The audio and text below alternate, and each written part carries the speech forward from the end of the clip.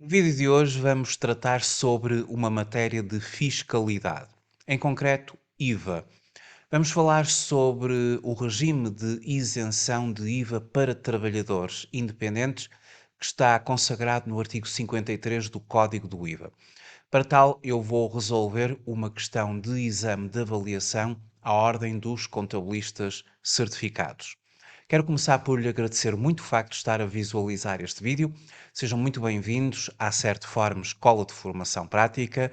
Eu chamo Miguel Fragoso, sou economista e contabilista certificado e sou formador nas áreas da contabilidade, fiscalidade e finanças empresariais.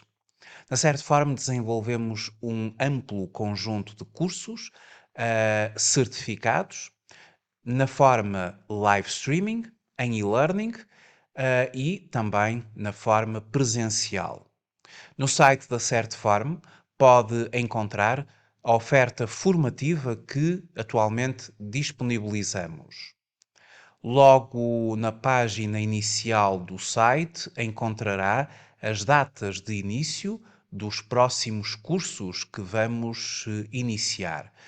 E para ter informação detalhada sobre os vários percursos formativos, bastará entrar em e-learning live streaming e vai aceder a todas as ações de formação que estamos a desenvolver na forma e-learning, na forma live streaming. Para ter informações detalhadas sobre cada curso, bastará entrar no curso que pretende e também pedir informações detalhadas para o e-mail geral@certform.pt ou os contactos que temos no site, os vários contactos que temos no site da Certform Escola de Formação Prática.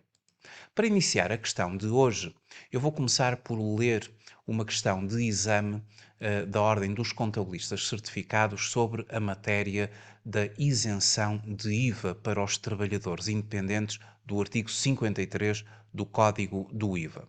O exame que vamos tratar é o de 29 de outubro de 2022, na sua versão A, e muito concretamente a questão 16. Então, esta questão refere o seguinte: a HASSA tem um consultor que no presente mês de outubro lhe passou uma fatura recibo no montante de 15 mil euros, sem liquidar IVA, indicando que se encontra isento ao abrigo do artigo 53 do Código do IVA. Questão 16. A situação descrita, a linha A, não é possível porque o limite do volume de negócios para efeitos da referida isenção é menor. A linha B é possível, uma vez que a isenção se mantém sempre durante 5 anos, independentemente do volume de negócios. A linha C é possível caso não tenha decorrido o prazo para a entrega da declaração de alterações. E finalmente a linha D não é possível, uma vez que, por si só, a referida fatura ultrapassa o limiar da isenção de 12.500 euros, pelo que a operação subjacente já deveria ser tributada em IVA. Bom, uma destas quatro está correta e, portanto, eu passo a explicar como é que funciona este regime. Vamos fazer agora uma explicação do regime de isenção e depois vamos efetivamente responder qual a questão correta. Das quatro, uma delas é correta. Então, nós vamos começar pelo artigo 53 do Código do IVA. Vamos consultar o Código do IVA, vamos mesmo fazer a consulta a partir do portal das finanças, onde temos acesso ao Código do IVA e começamos pelo artigo 53 do Código do IVA. Artigo 53, o artigo respeitante ao regime de isenção, âmbito de aplicação. Segundo o número 1 do artigo 53 do Código do IVA, beneficiam da isenção do imposto os sujeitos passivos que, não possuindo nem sendo obrigados a possuir contabilidade organizada para efeitos do IRS ou IRC, nem praticando operações de importação, de exportação ou atividades conexas, nem exercendo atividade que consista na transmissão de bens ou prestação dos serviços mencionados no anexo E do presente Código, não tenham atingido, no ano civil anterior, um volume de negócios superior a 12.000 euros. Portanto, esta é o regime de isenção do artigo 53 do Código do IVA, o seu número 1. Portanto, para que um sujeito passivo de IVA, possa gozar de isenção de IVA, no caso concreto, os trabalhadores independentes que pertencem à categoria B do IRS, os rendimentos empresariais e profissionais, eles terão de reunir aqui as condições elencadas no artigo 53, número 1. Não podem ser obrigados a possuir contabilidade organizada, não podem possuir nem ser obrigados a possuir contabilidade organizada, não podem realizar importações, exportações e terão também que não exercer atividade que esteja elencada aqui no anexo E do presente Código e não podem atingir, no ano civil anterior, volume de negócios superior a 12.500 euros, ou seja, em 2022, para estar isento de IVA, em 2021 não pode ter ultrapassado este limite ou alcançado este limite de 12.500 euros. Quando se trata de um início de atividade, no início de atividade tudo funciona com base numa previsão de volume de negócios que o sujeito passivo prevê vir a alcançar desde o mês em que faz a inscrição e preenche a declaração de início de atividade até ao dia 31 de dezembro daquele ano. É feita uma previsão e essa previsão terá de ser interpretada de forma proporcional, ou seja, 12 meses corresponde a 12.500 euros, o número de meses que se faz a previsão corresponderá a um determinado valor X. Ultrapassando esse valor, em termos previsionais, vai estar no regime normal do IVA. Caso não alcance o respectivo limite, goza de isenção. E depois, a partir daí, tudo funcionará com base no ano anterior. Agora, em que situações em que é que o sujeito passivo que goza de isenção de IVA pelo artigo 53, em que situação é que ele vai estar sujeito a IVA, vai alterar o seu enquadramento? Se vier a ultrapassar os 12.500 euros. No entanto, não é imediatamente a seguir.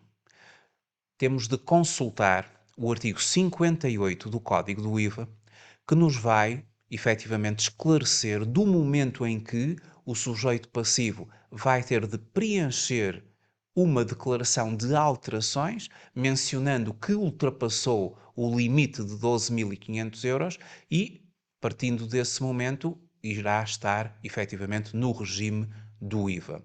Vamos então ao artigo 58 do Código do IVA. Novamente aqui ao Código do IVA, concretamente ao artigo 58 do Código do IVA, o qual refere as obrigações declarativas e período em que passa a ser devido o imposto. E aqui, muito concretamente, o artigo 58, número 2.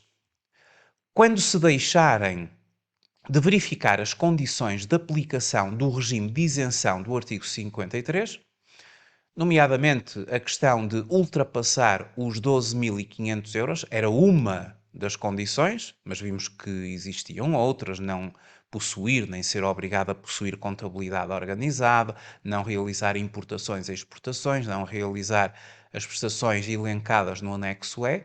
Portanto, quando se deixarem de verificar as condições de aplicação do regime de isenção, e aqui vamos nos focar apenas na questão dos 12.500 euros, ou seja, quando ultrapassar os 12.500 euros, os sujeitos passivos são obrigados a apresentar a declaração de alterações prevista no artigo 32 deste Código, nos seguintes prazos: durante o mês de janeiro do ano seguinte àquele em que tenha sido atingido um volume de negócios superior aos limites de isenção previstos no artigo 53.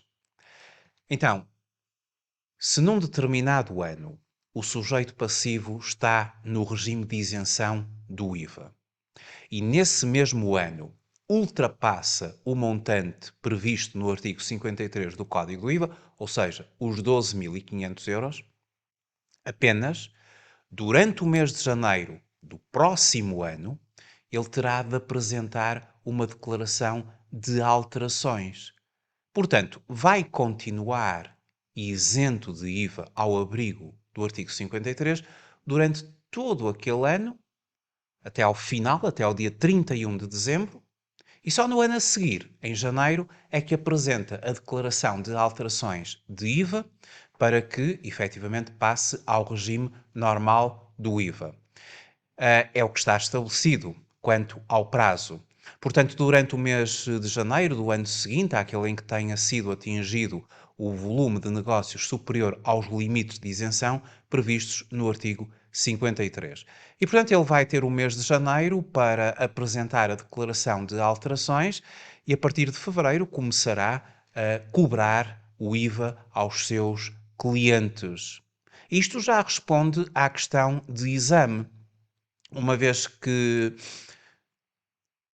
a HAES tem um consultor. No presente mês de outubro passou-lhe uma fatura de 15.000 euros, sem liquidar IVA, indicando que se encontra isento ao abrigo do artigo 53 do Código do IVA.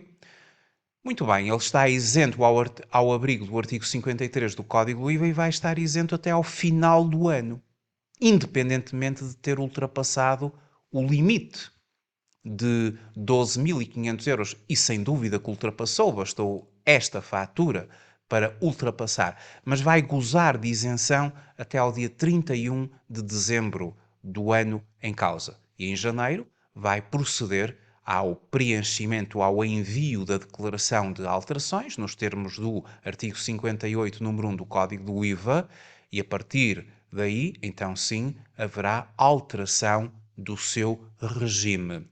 Então, qual será a questão correta? A questão correta é C, porque é possível, caso não tenha decorrido o prazo para a entrega da declaração de alterações, efetivamente não decorreu.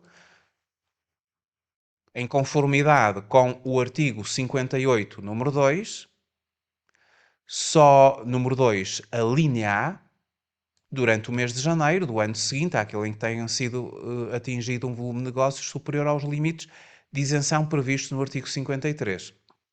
E assim funciona para efeitos de IVA.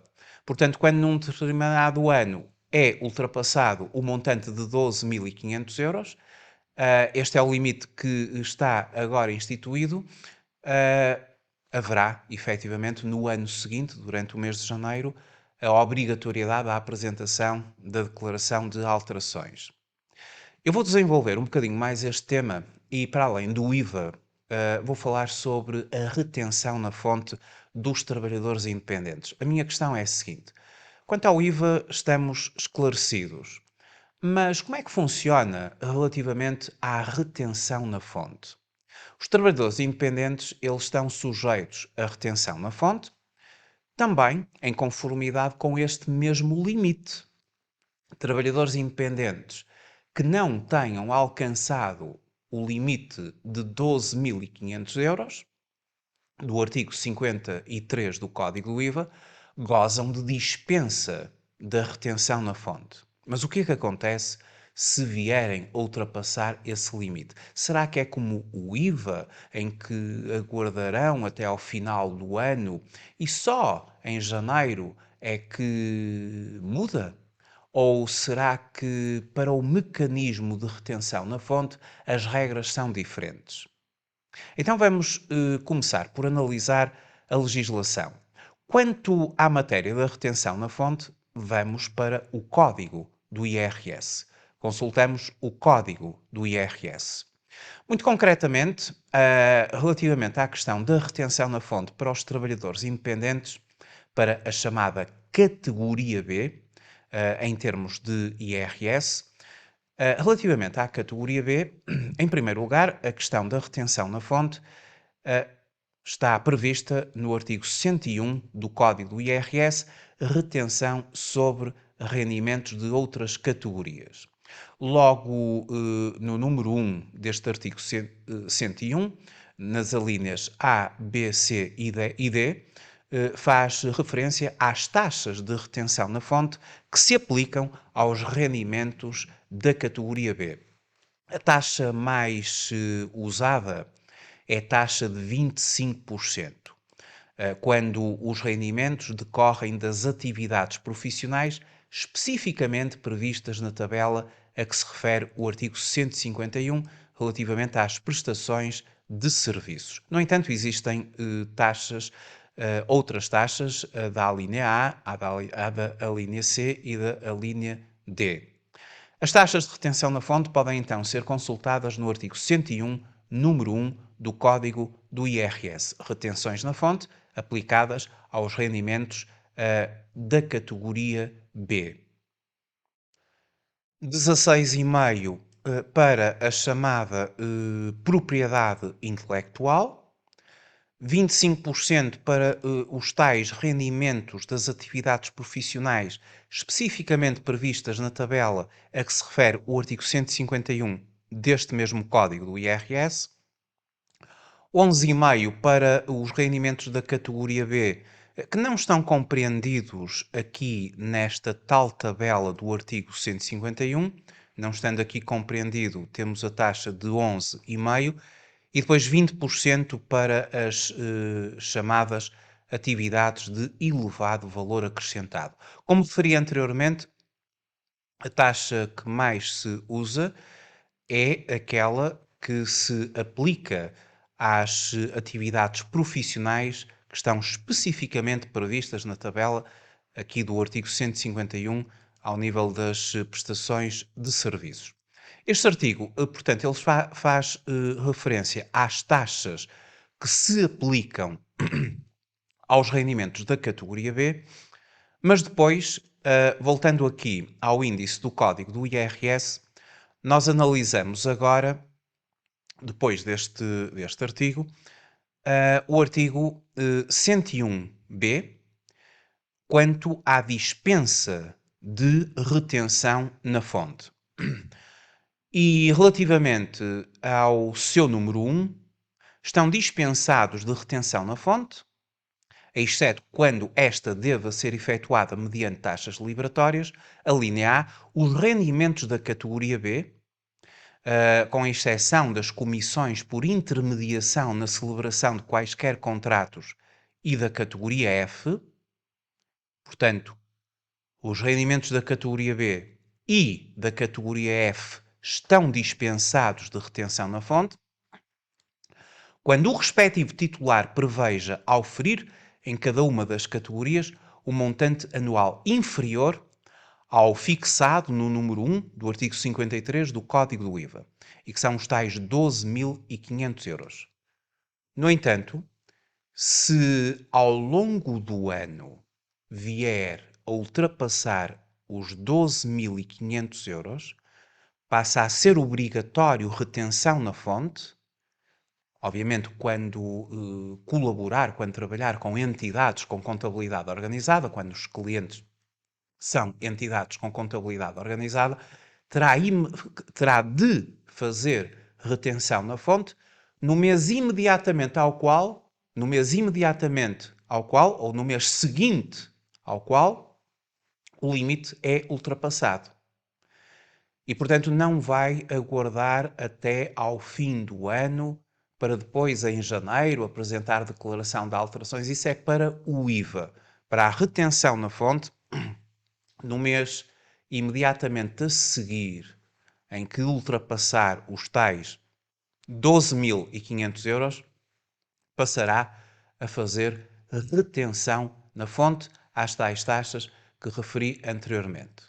E funciona assim para efeitos de retenção na fonte. É diferente do IVA. Mas a questão de exame era uma questão apenas respeitante a IVA e, portanto, penso que ficou esclarecido que, apesar de ter ultrapassado, logicamente, os 12.500 euros, só numa fatura fez ali 15.000 euros, como estava isento de IVA desde o início do ano, ao abrigo do artigo 53, assim se manterá até ao final, até ao dia 31 de dezembro, para que em janeiro, efetivamente, no prazo da entrega da declaração de alterações, proceda à respectiva alteração.